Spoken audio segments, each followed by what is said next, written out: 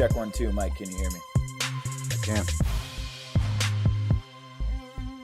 What up? Welcome, everybody, to the Water Cooler. My name's Tyler Haig. I'm joined by Mike O'Brien. Yo. So what's up, Mike? Not much. Wondering why you're late? Yeah, that's my bad. My bad on the start time. Thanks for listening, if you're listening live. Yeah, you know, right. The kids. It's the kids. I got kids, and the one just didn't want to go to sleep. And here we are, a little bit late. But let's talk, Mike, a little bit about... Well, first, let's start with the Vikings. So they lose, obvi, to the Saints. Kind of got their butts beat a little bit because it wasn't all that close. Would you disagree with that? I mean, the score, it was only 10 points, but would you disagree with it feeling like a much bigger difference? No, I disagree with that. We whooped them in everything but the score. I'm just two plays costs. Yeah, yes. Let's talk about one of those plays. I'm assuming you're referring to the Adam Thielen fumble going in at the end of the first half. Is that correct? Yes. Obviously a big play. It's the difference between if the Vikings score a touchdown there, they are up 20-10 heading in at halftime. Instead, they, go down 17-13 at that point? Correct. Yeah, that's a big change, a big switch. I have been kind of arguing is not the right way to put it, but I have been on Twitter discussing whether or not that fumble by Thielen or the missed fourth down that they had early in the second half, which was a bigger play as far as determining the outcome of the game is concerned. What do you think? Which one is bigger? The Thielen fumble. Yeah, maybe I'm in the minority here with my take on this. So explain why you think that. Why isn't it the fourth down play? Because even if we get the fourth down there's no guarantee we score. That Thielen fumble, we at least get a field goal out of it. Right. Okay. I mean, here's the way I look at it. Adam Thielen fumbles, they go down and score. You're down 4 points with 2 quarters left, and you have been running up and down the field on them. I don't think, yes, momentum gets halted in a real quick hurry and things are ugly after that, but there's still so much game left there that I feel like going for it on fourth down when you were down what you were down and giving Drew Brees a short field, I think that was more instrumental in their demise. Does that make sense? Am I explaining that right? It does, but you're wrong. I don't even know how to answer that. I'm not wrong. I'm not. I get the guaranteed points thing. I guess I understand what you're saying, but you're also assuming that the kicker is going to make a kick. Like, that's a mistake, first of all, with this football team. We know better than to count on any Minnesota Vikings kicker. Come on. That's whatever. Amateur stuff. That's amateur whatever. stuff. But no, that honestly, nobody on Twitter had explained it that way, where the guaranteed points in one scenario and you gave them 7 or 3, depending on whatever your defense was going to do. But yeah, I guess that makes it feel a little bit easier to justify that one was a bigger deal. I think it definitely, momentum-wise, was worse. I think the Thielen fumble was more deflating for the team. But I think if you make that fourth down conversion, or if you punt, even if you punt on fourth down there, flip the field, defense has been playing well. Drew Brees only threw for 120 yards in that football game. Now, 84 I don't know. Rating. You look at this box score. Yep. You look at the stats, you think we won by 20. I know. That's what, I did that video right after the game or the morning after the game, and that was the first thing I said was, if you'd have told me before that game started that Drew Brees was going to have an interception, only throw for 1 touchdown, and finish the game with 120 yards, I would have asked you how much the Vikings won by. Yep. Because there's no way they lose with those statistics. Of course, they did. You know, people are kind of freaking out about the Vikings because of this loss, and because it felt like it was I agree with you. It was 2 plays, and they looked great the rest of the time. I thought the defense was pretty impressive, honestly. Really good.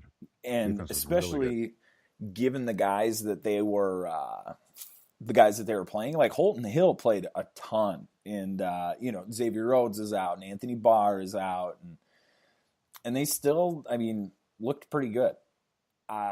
So I'm not like freaking out. Vikings Twitter, however, thinks the sky is falling and like everything is a complete disaster. Do you think that this team, the Vikings, are in danger of not making the playoffs? Like, do you think is there a chance they don't make the playoffs to you? There is. I'm thinking we got to win the division to make the playoffs. I don't necessarily disagree with that, but I still think they have such a good shot at winning.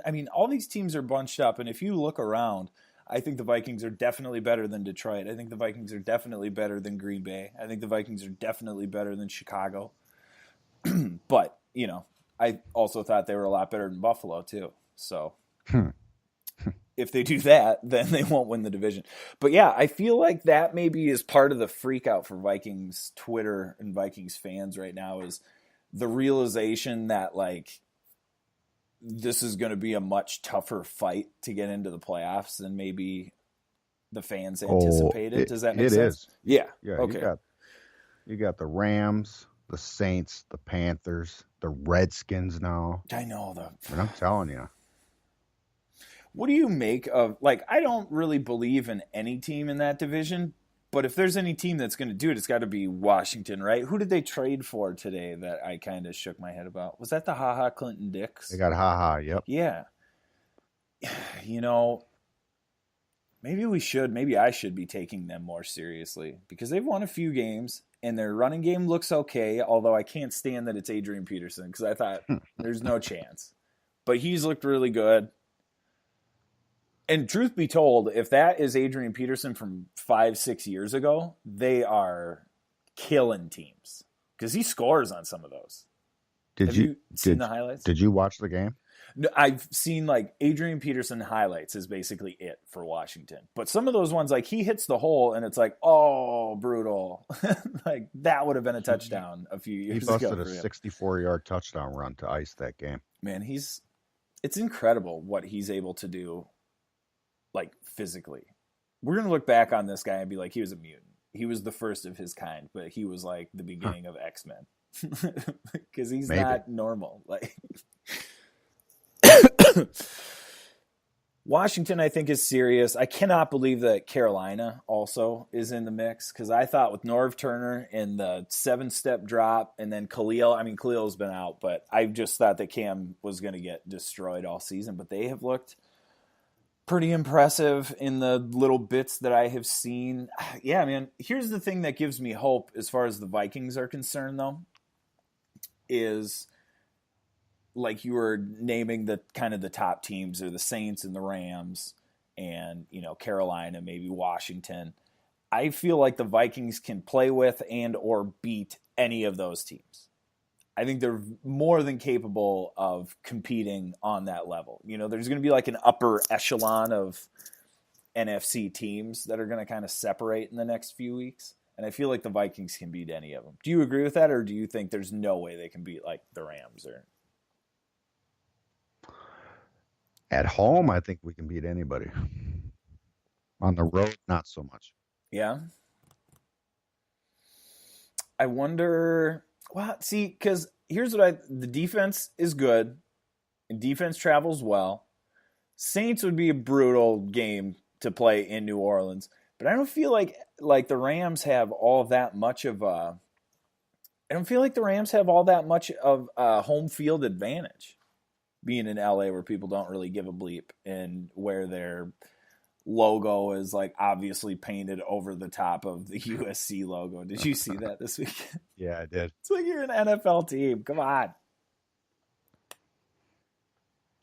But I don't know. Do you think there's no way they go to LA and beat the Rams? Well, I mean, there's always a chance, but we played a pretty good game last time there, and we still lost. Yeah. Well, and that's what I'm saying is I thought they played them pretty tough. I feel like if a couple of bounces go this way or that way, if they get a little bit better protection, they could maybe have won that game. But I guess at the end of the day, that's going to be really every game for the Vikings this year. Is if they can protect well, they will probably win. If they don't, it will be a Bills situation where they turn the ball over and look terrible. And I think maybe that too is part of the issue from the Saints game is that the offensive line didn't look that bad, and they gave up a lot of pressures, but they didn't look terrible. The guys that didn't look good were like Cousins and Thielen and Diggs, which I think kind of is messing with people right now. What do you mean? They all look good.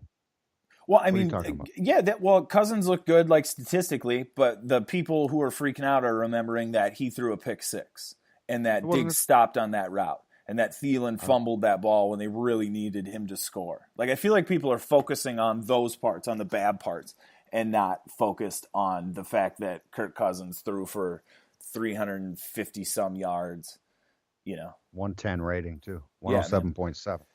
Let's talk a little bit about Kirk Cousins real quick. Do you think he has been worth the money so far? There's a lot of chirping about bust and all this. Well, that one. What?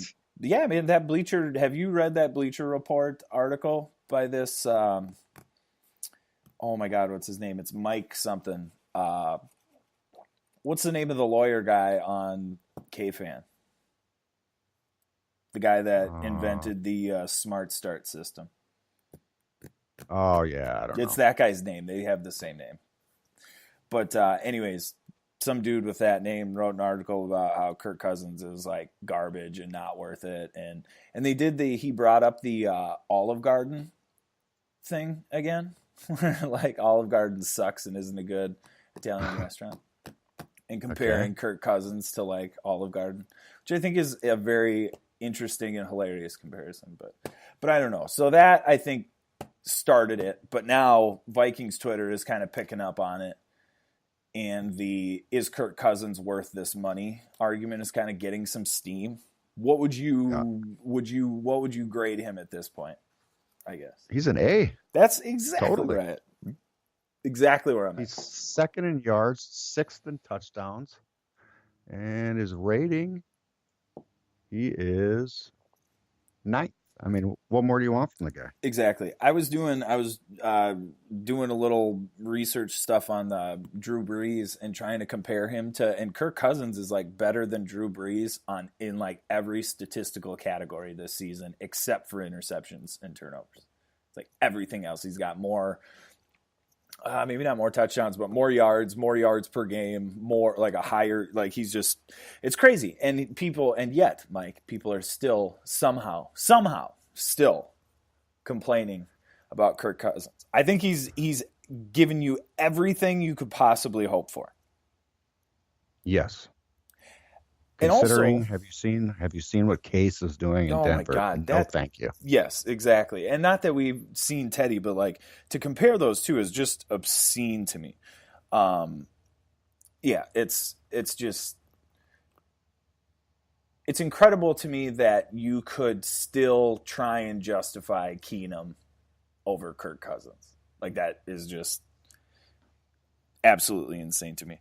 All right, what else do we have? Oh, yeah, the pick six. Was it Cousins' fault or Diggs' fault, in your opinion? Real Diggs, quick. 100%. Yeah, because he stops on the route? Yep. The argument that I've heard against that is that Cousins should know better than throwing that ball in traffic when that's going on. But I don't like that argument because that's exactly what you want. I mean, it's like being mad at Brett Favre for throwing interceptions, It's that's the same thing that allows him to make the big plays. Does that make sense? That wasn't a horrible pass at all. I mean, no, it was going to be right on the money. Yeah, it was right there. It was a good pass in traffic. So that argument is invalid. I would agree with you. Let me write down this schedule because my phone is about to die here. What do you think of the Golden Tate trade, real quick? Because they got the Lions coming up next, and Tate has been moved. I think he went to Philadelphia, right? Correct. What do you make of that from like a Lions perspective? Do you think that's going to affect them negatively? Are they like No. selling? Are they sellers, or do you think they just? I don't know. I think they got a 3rd round pick for him, so it's kind of hard not to move him at that point. Did they really get a 3rd Yeah. round pick for Yeah. him? Oh, geez, Yep. yeah, I'd have done that.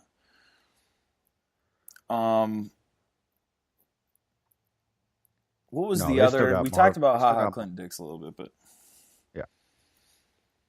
As far as Tate hurting Detroit, they still got Marvin Jones and Galladay, so they'll be just fine. do you think the team takes like a, oh man, they don't believe in us, kind of a dip or something? No. Hang on. Stall, Mike. I'm trying to write. Ty Montgomery got traded to Baltimore. Oh yeah, and he's the character who took the ball out of the end zone. Yeah.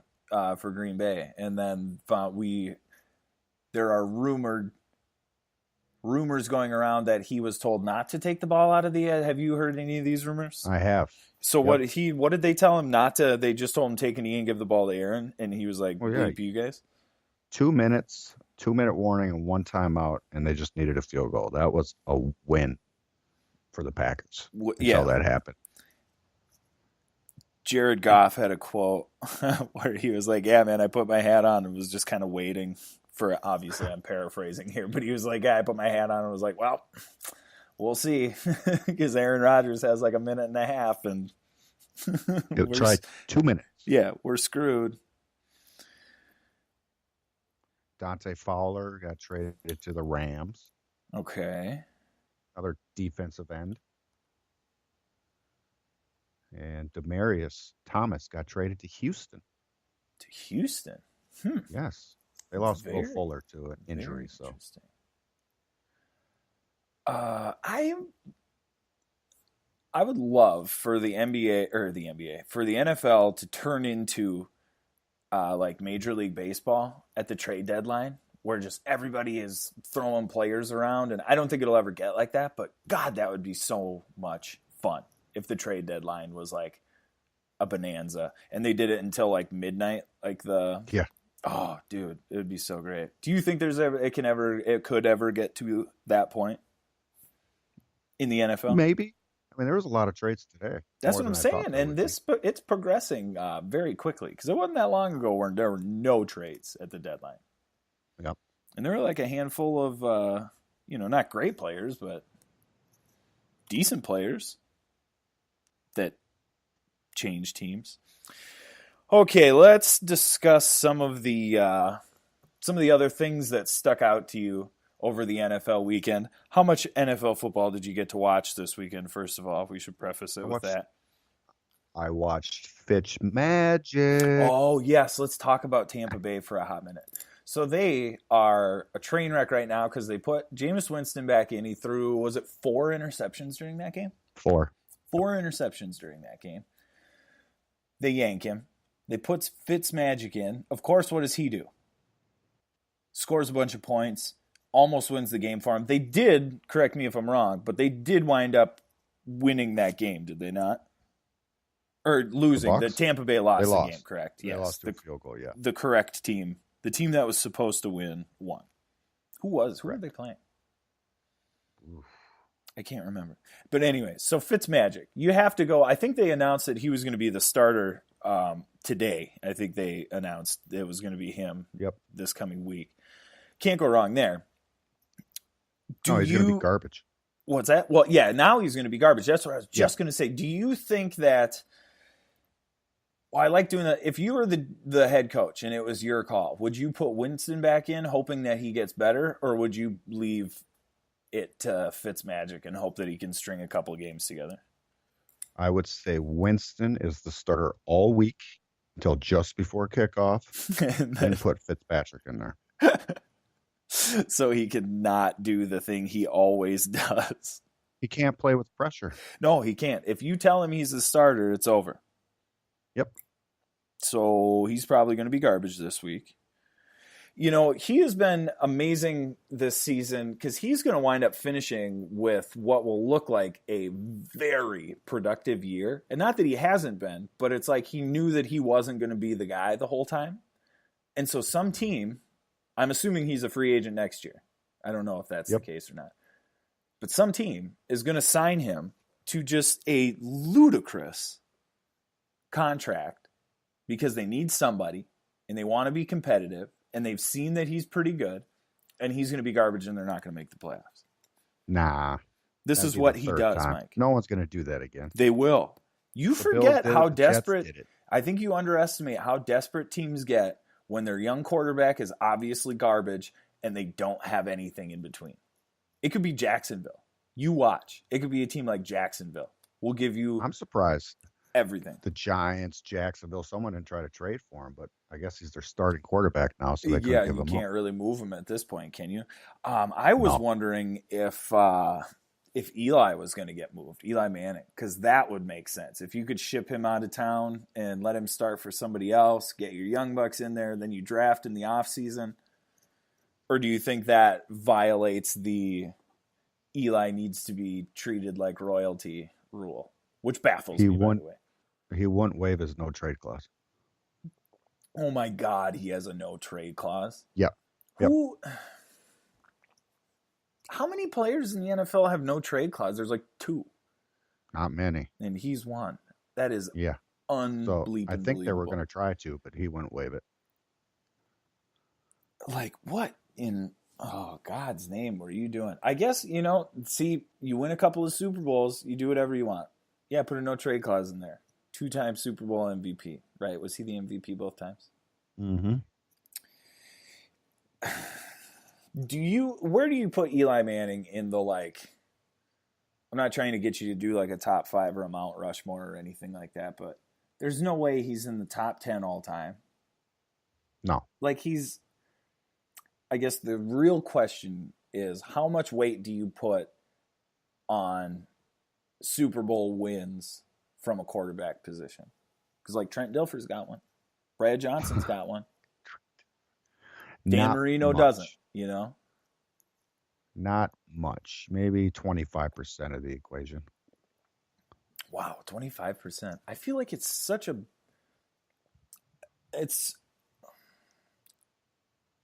we give credit in such large heaps when a Super Bowl is won by a quarterback. Like Aaron Rodgers is amazing at playing quarterback.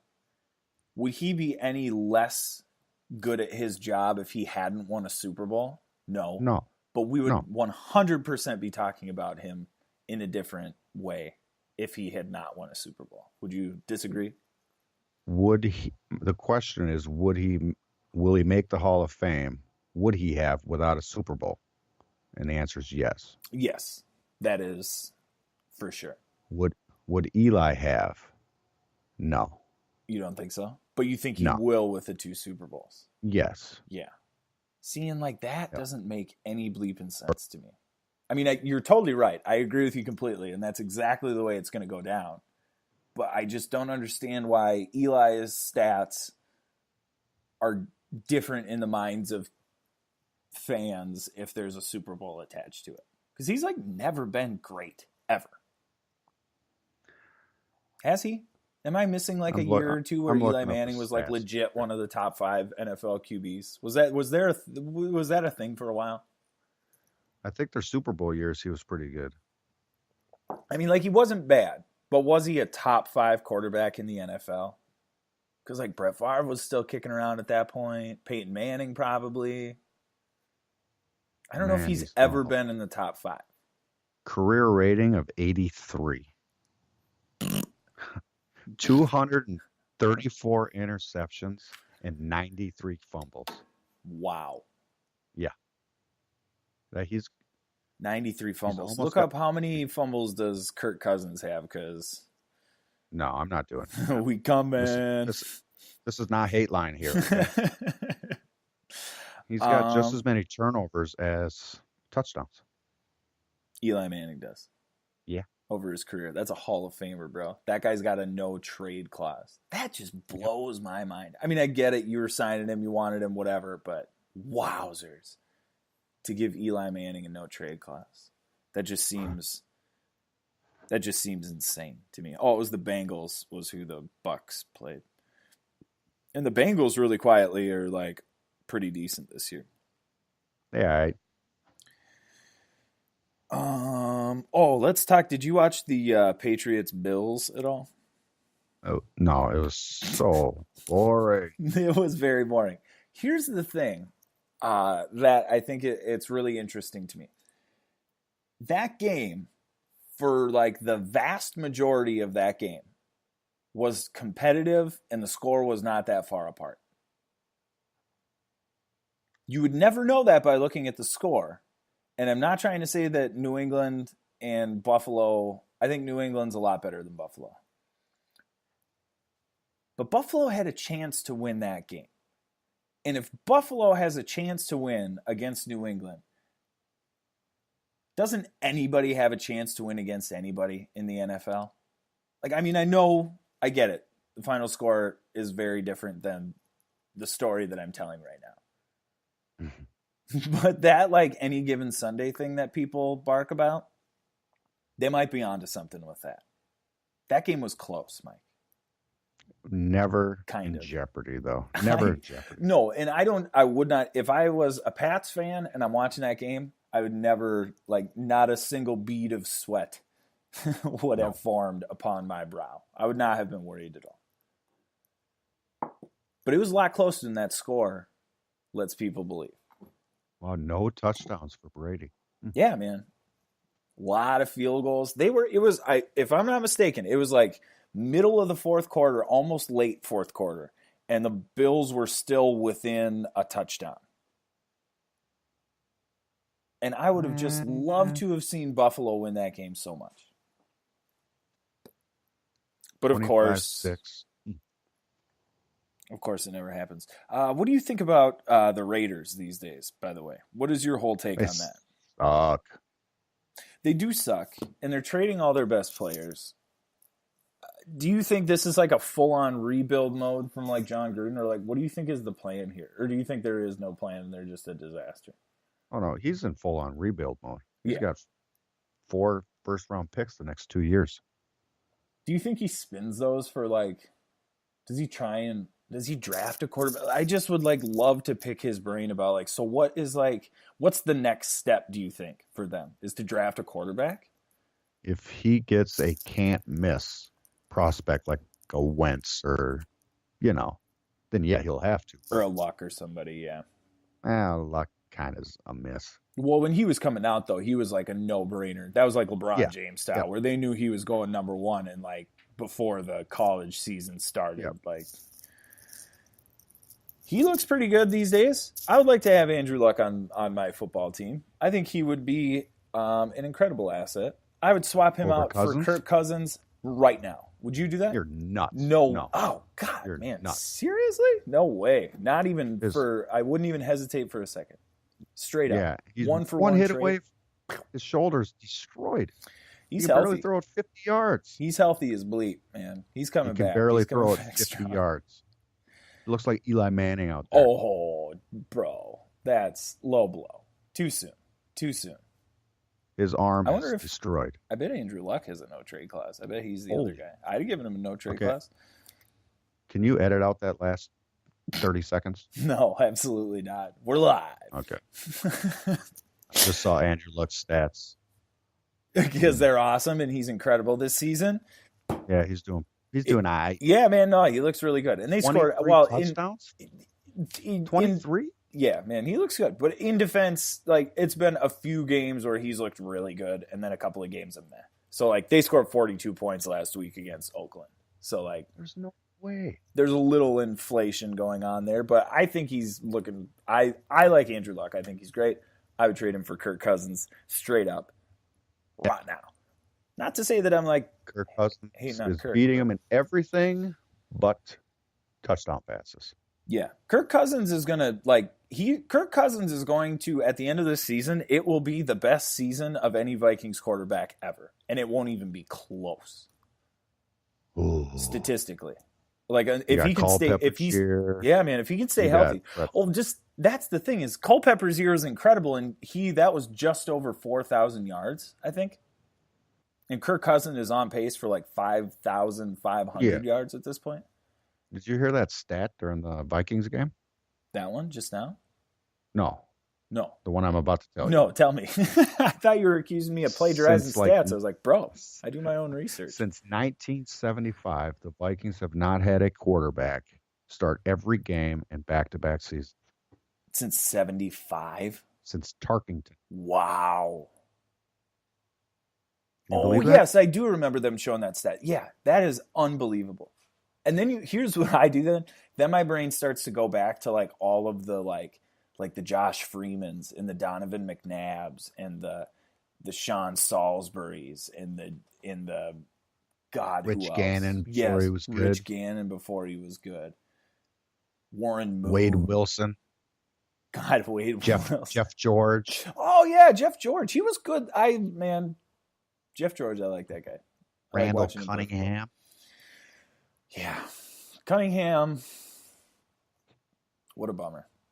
That 98 season was great, though. And Brad Johnson, I kind of talked a little bit of smack about him and his having a Super Bowl, but he was very quietly a pretty productive quarterback, especially here.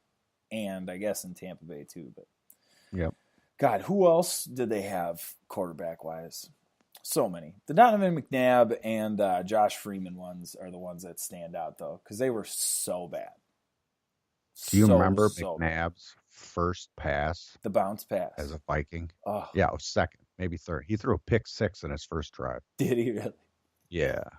I just remember being so appalled at how bad it was. Like it was like it was like a recalibration of like how bad NFL quarterbacks could look. I didn't think they could look that bad. But that Donovan McNabb was like wowzers bad. Like it's really too bad because he was so tough. You know, you like remember how good the Eagles used to be with Donovan McNabb and Westbrook and T.O. that one year, and like those teams were so fun to watch. And then think about how bad Donovan McNabb looked when he played for the Vikings. Was that Andy Reid as their head coach too? Yeah, for that big stretch, it sure was. Who else was like? Because that defense was really good too. Was that Dawkins and those guys? Yep. God, man, those were fun teams. And they were there. They were in the NFC Championship game like every year. It felt like 3 times maybe in a row. Was it in a row? 3 in a row? You know, I was going to say that, but I can't remember if there was a year in between there or not. But yeah, what a strange time. And like T.O. was one of the best wide receivers in football, and like Ocho Cinco was like, ugh, what a weird time. All right, Mike, it's time. Let's do the Who Do You Boo segment. All right. I still haven't done the sounder for it, but we'll get that eventually. Let's see what else we got. Looks like we got a bell. Let's do some applause for Who Do You Boo. Yeah, some applause there. Who do you boo? Yeah, pretty good, man. Sounder. You can't hear it, Mike, but it sounded great. Cool. Okay, first one. Recently fired in Cleveland, Hugh Jackson. Absolutely atrocious record, obviously.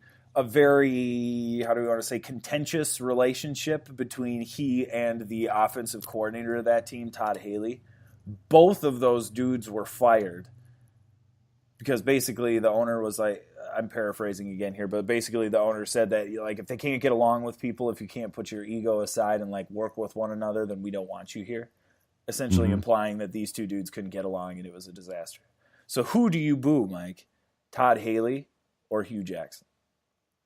I got to boo Haley. You can't boo Jackson. He hasn't been given nothing. Nothing. Finally get some players and they fire him. They finally get some players. They finally start winning games, and he's fighting the offensive coordinator the entire season. Like, whether you disagree with the guy or not, like, give me a bleeping break. Just shut your mouth and, like, yeah, you got to boo Haley in this situation. And I'm booing Greg Williams because that guy should not have a head coaching job after that crap in New Orleans. No, it's unbelievable. And he's the guy. He's the guy Yeah. that's gonna like. He's That's the guy interim that's now. gonna get you Yep. there. Well, and I also good saw luck with he's that. gonna like give. I don't know if his kid is on the staff yet, but he's like gonna make his son the defensive coordinator as like his first like move as man in charge. It's like, ugh, that's a bad sign. Whatever. I hope they don't win another game. That's a bad sign.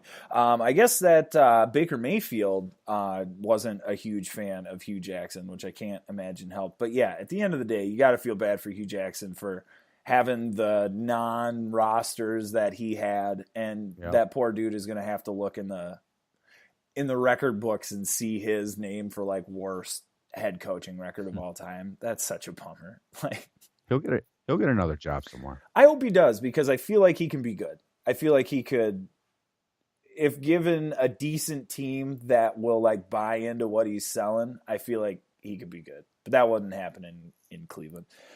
Okay, who do you boo? Jameis Winston or the Tampa Bay coaching staff?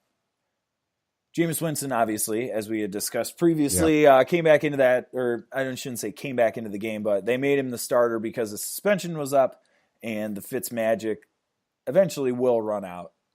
So who do you boo for that performance? Jameis Winston or the fact that Tampa Bay coaching staff put him in there and not waited until the Fitzmagic ran out and then put him in?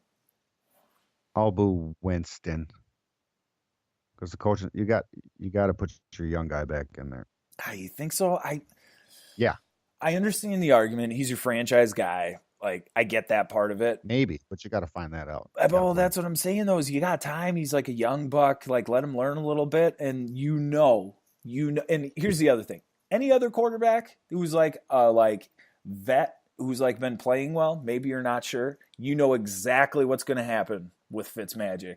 That magic is going to run out. Just let him do his thing. Let that like get used up. Send Jameis back in after that. That's what I would have done. So I personally will be booing the coaches. You're wrong. Who do you boo, Mike? Controversial one here. Yeah. Adam Thielen or Dan Bailey. Both.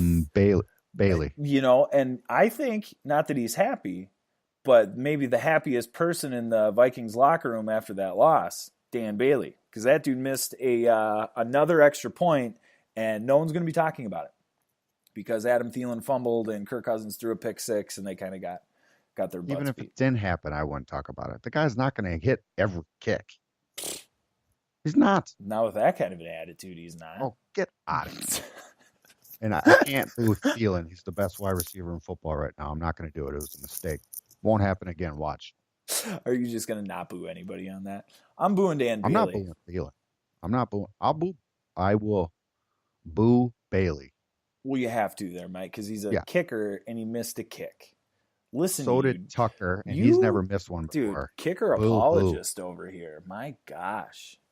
I don't hear you defending Laquan Treadwell like that when he's not catching passes as a wide receiver. He's been playing really good, except for the stupid penalty. Stupid for some penalty. reason, He also dropped a fourth down something or other in that game that too. Ball was thrown high and put in a spot where it could get stripped, so that wasn't his fault. If you were the coaches, would you continue to let Laquan Treadwell like keep that spot, or would you see what Zylstra has, or would you bring somebody else in? Would you just like be fine with him there still? No, it's Treadwell. It's Treadwell. For sure. Whoa. He made some nice catches in that game. Let's discuss this a little bit further here, Mike. You're wrong. You know, some nice catches.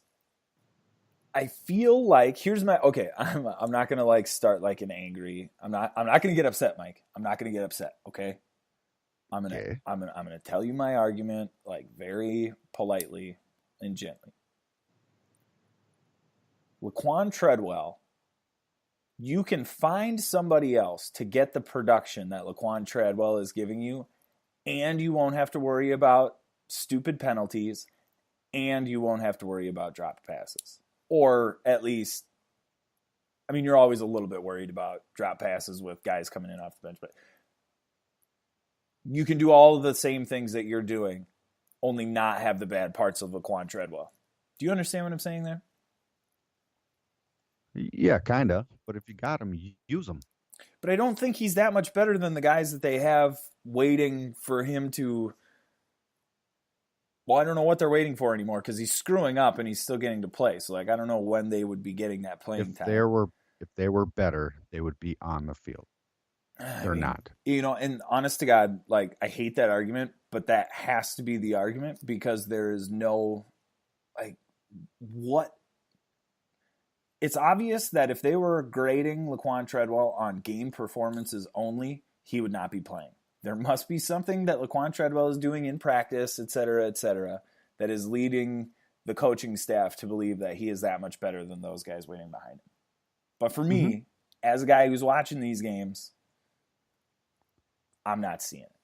And I'm getting tired. You just don't like him, so every mistake he makes, you're going to amplify. That's not true. I don't dislike him. And honest to God, at this point, no. At this point, I honestly like feel bad for dude because I just don't think he can like get out of his own way. Like throwing your helmet and like getting a penalty on a play that you literally had nothing to do with. Well, I guess he did make the tackle at the end. It was stupid. It was dumb.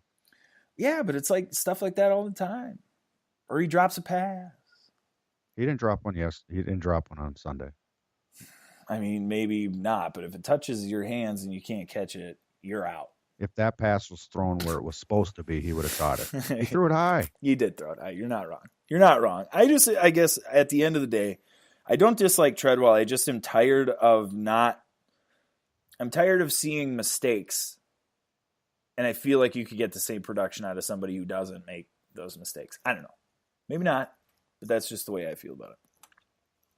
Mike, let's talk for a little bit about, we got one more. Who would you boo real quick?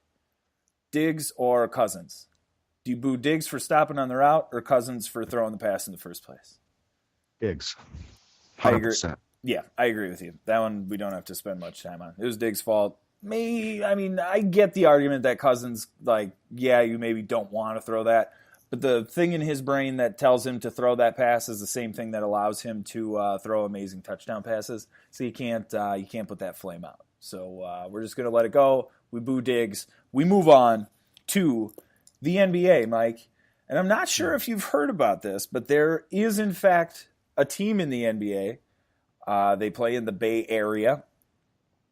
The Golden State Warriors, they're called. And they are very good at playing basketball. I'm not sure if you've seen them or heard about them. Have you? Are you familiar with them? Big fan. Big fan.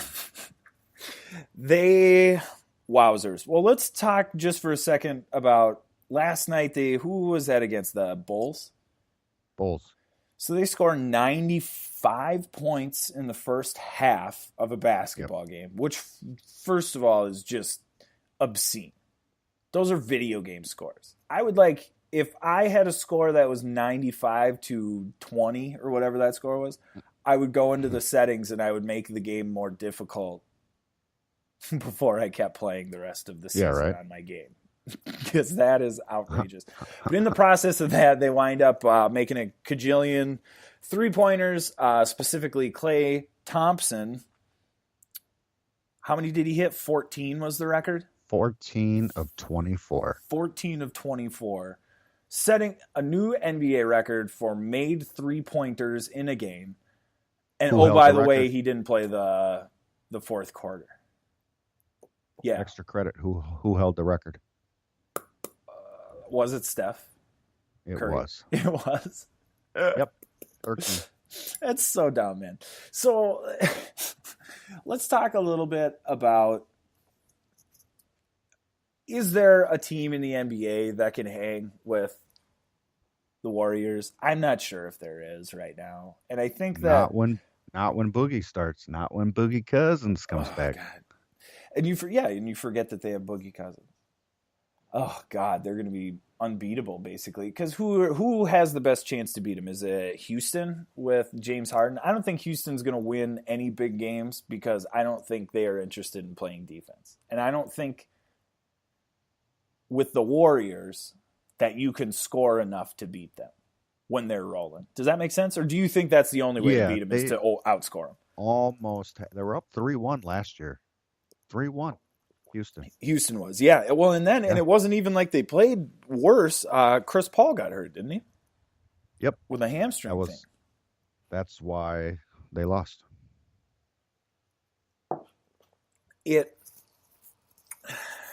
Well, didn't they lose? Who did they lose? Didn't they lose that Capella character? And who else was on that Rockets team that is no longer on that Rockets team? Do you remember? No, what is this? Houston Rockets fan line? Yeah.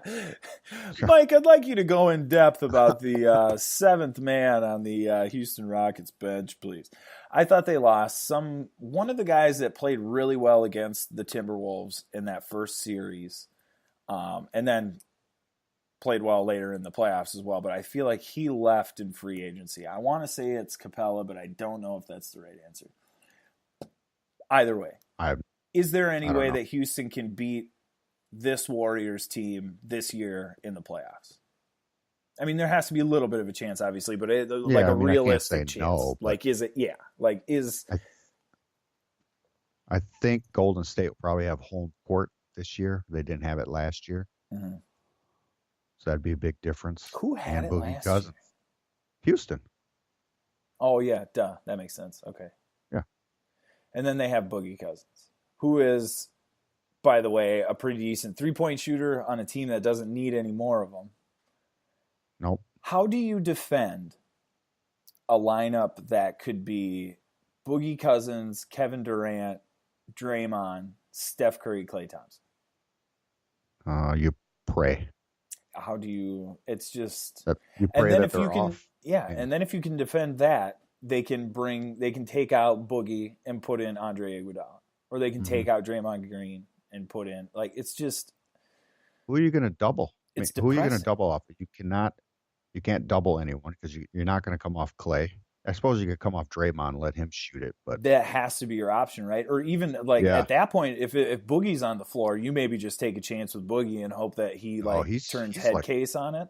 He's amazing, but he's a pretty good 3-point shooter, though. I'd have to say they'd come off Draymond, but there's no reason for him to be out on the key anyways with Boogie on the floor. But Draymond does the thing, and maybe it's not all the time in the regular season, but during the playoffs, Draymond Green, when they leave him open and are basically it's going to be you, it's essentially daring Draymond Green to win the game. He always makes those shots and they always win. Yep. It's phenomenal. He doesn't miss, or I shouldn't say he doesn't miss, but you know what I'm saying? It's a big spot and they need him and he never disappears, I guess, unless he's suspended for kicking people. But that was a few years ago now. Do you think? Well, is there anybody else in the NBA that you think has a chance? I mean, the Celtics are pretty good, but no. Houston has to be the team with the best chance. No one in the East. Maybe Toronto. Maybe. Yeah, it'll be interesting to see what Toronto winds up looking like by the end of the season because they could be pretty good, pretty real good. Yep. Especially if they can. I don't know what the rest of the roster still looks undefeated? like, God, I don't know. I don't think so. I didn't know they were. Oh, they lost. The Bucks are undefeated. Holy smokes! That Greek freak is something else. That's must watch when he's playing basketball on TV. That guy's incredible. Let's talk about since we don't think that anybody's going to beat the Warriors this year. Let's talk a little bit about the Warriors against, maybe the all-time great team ever, Jordan's Bulls. Was that 95-96 when they won all those games? Yep. That was the year that everybody references. So 95-96 Bulls. Do you think the Warriors would beat the Bulls if they played now? Because these are two separate arguments. Playing the game with the rules. Today's game? That's exactly right. Today's rules versus no chance. The Bulls and their rules. No chance the Bulls beat the Warriors in today's game. No. Not enough fire. They didn't shoot threes like that back then. No, they didn't. And they wouldn't know how to handle it defensively. Because that changes everything about that. If you have to, extend what you're used to doing, that's difficult. I think the Bulls would There, have a tough time with that. I don't think there was a Kevin Durant back then either, a 7-footer that can dribble it. No. Yeah. Well, and here's the other thing is you're going to wind up with, you do the death lineup and it's going to be like Luke Longley and like Dennis Rodman trying to guard Draymond Green and Kevin Durant. Good luck. Like it ain't happening. Like I agree with you. I think the Warriors would destroy if it was played under today's rules. Do you think the Warriors would stand a chance if they were playing under the 95-96 rules? Because that seems to be always the argument that people make is, well, because Jordan would just rough them up and blah, blah, blah. Do you think that's accurate? Do you think the Bulls would win? I think they could win. I think they'd have a lot better shot, but I don't know. Mm-hmm. You can beat them up, but they're still going to hit those threes. And that's the thing is you wind up, the more I think about it, the more it turns into Steve Kerr from 3, Jordan from 3. And I just don't know if those two as your like number 1 and number 2 3-point options can hang with what the Warriors would be throwing at you. And then the flip side of that is that otherwise it's going to be Michael Jordan doing mid-range jumpers and you're trading 2s for 3s and you're going to lose by 20. Yeah. I mean, they could face guard them, get real up close, but all those guys can drive the ball too. So I don't know. Yeah, it would be tough. And I love the idea. I love the conversation behind it because I do think that there's some validity to the idea that like at least one of those Warriors would not make it through the entire game. Like Rodman or somebody would rough somebody, and there would be not all of those Warriors would make it to quarter 4 in that basketball game. Draymond and Rodman would just start throwing haymakers. God, could you imagine Rodman in his prime versus Draymond in like a MMA match or something? Oh God, that would be epic, dude. I would pay hundreds of dollars to watch that pay-per-view style. Mm-hmm. Oh, that would be incredible. Yeah, man, it's so hard for me. Maybe like there's possibly a recency bias happening because I feel like the Warriors are like basically unbeatable. But I just don't know how the Bulls from then could handle how stretched the floor would be for them because of the Warriors. Because like Steph Curry's range starts at like a step inside of the half court line. Yep. And I don't think they will be as good on defense if they're having to do that. Does that make sense? I'm not doing a very good job of like getting it out or spitting it out, but well, we got about like 5 minutes left here. Let's talk a little bit of Timberwolves. We'll do a little bit of Timberwolves like update, I guess. So the T-Wolves who did they play last? LeBron Lakers. And the Lakers. And they won, which was amazing. Of course they win because Jimmy Butler does his Jimmy Butler thing and wins. I want to phrase it like this because we've asked this question a few times now, and I like, updating the listeners. As of today, Mike, you are the GM. Do you trade Jimmy Butler or do you hang on to him? Trade him right away. Yep.